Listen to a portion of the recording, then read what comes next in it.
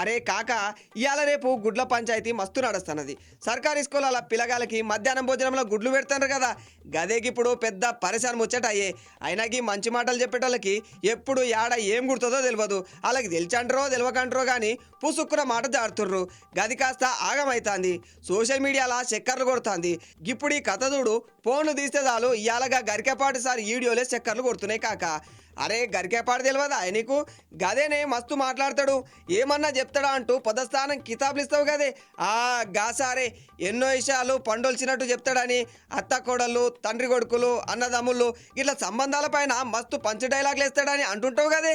గాయనకి ఇప్పుడు సిక్కులో సిక్కుకునే కాక. అరే చెల్, ఈ సర్కారీ స్కూళ్ళల్లో భోజనాలు పెట్టుడేంది? దిమాగ్ ఖరాబ్ అయిందా ఏంది? ఈ స్కూళ్ళల్లో సార్లు ఏం చేయాలి?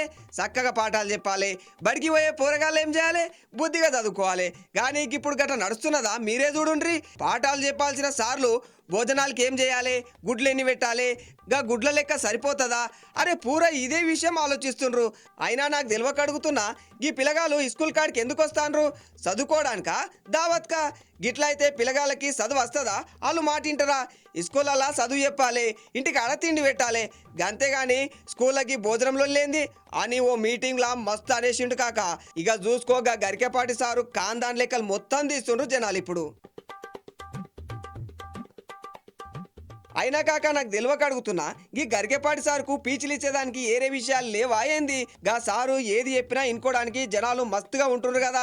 ఏవో పురాణాల కథలు చెప్తే సరి, గా కథలు ఆయన జమానం మొత్తం చెప్పినా ఒడిసే ముచ్చట్లు కాదు.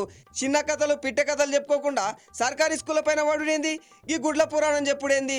కానీ కాక ఈ పెద్దోళ్ళ తలకాయలో ఏం చక్కర కొడుతుందో ఎవరికి తెలుస్తుంది చెప్పు? ఎక్కడ పోయినా మంచిగా చూస్తారు, కానీ చెప్పే ముచ్చట్లు వింటారు, సన్మానాలు చేస్తారు. మరి ఖుషిగా ఉండాలి కదా. గట్ల కాదు, అందరు నా మాట ఇంకొంటారా అని నోటికొచ్చిన కాడికి అనేస్తే ఎట్లా? అన్న మాటలు వెనక్కి తీసుడు అయ్యప్పనేనా? గది తెలుసుకోవాలి.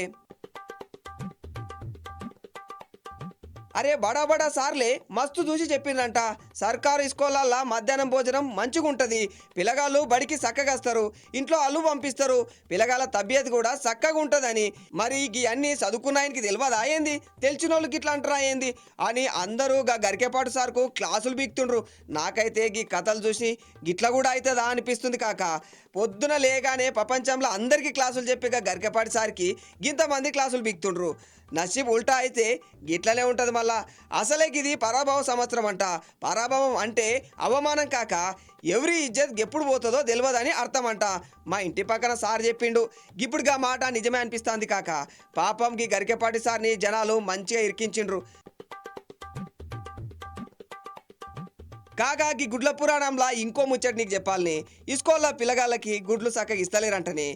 ఇదో పరేషాన్ కథ. ఆదిలాబాద్ కలెక్టర్ సారు ఓ గిరిజన స్కూల్ కాడికి వెళ్ళి గుడ్లు తూకం చూసిండంట. గది ఫోన్ పైన పెట్టి గదేదో యాప్ అంటారు గదే, ఫోన్లో దాన్ని దింపిండంట. ఫోన్ పైన గుడ్డు పెడితే దాని తూకం తెలుస్తుందంట. గుడ్డు తూకం తక్కువైంది ఏంది మీ కథ అని స్కూళ్ళపై కైమంటూ లేచినంట సారు. చూసినావా కాక? ఓ పక్కేమో తిండికి ఎట్లా పెడుతురని కలెక్టర్ సారే తనిఖీ చేయబట్టి. మరి ఇంత మంచి పనిని ఎకశకం చేస్తే ఎవరు ఊరుకుంటారు? ఇప్పుడు గరికెపాటి కథ గిట్లే అయ్యే. సర్లే కాక, ఇంటివి కదా గుడ్ల పురాణం. మళ్ళీ రేపు వస్తలే మంచి ముచ్చట పట్టుకొని. Bye bye.